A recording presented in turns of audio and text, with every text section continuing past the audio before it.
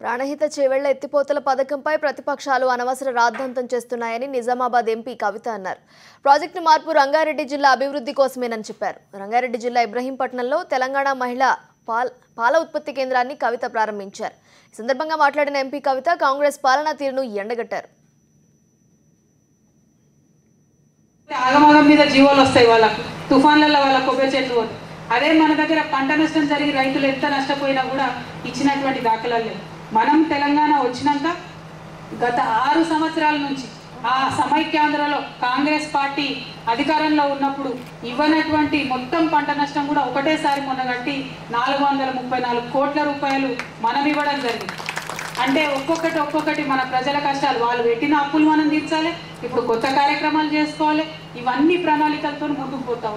మరి ఇట్లా ముందుకు పోయే సందర్భంలో మనకు ముఖ్యమేంటిది? ఉద్యమం జరిగింది ఎందుకు? ఉద్యమం జరిగిందే 3 విషయాల మీద: నీళ్లు, నిధులు, నియామకాలు. మరి మన నీళ్లు మనకు కావాలి కదా.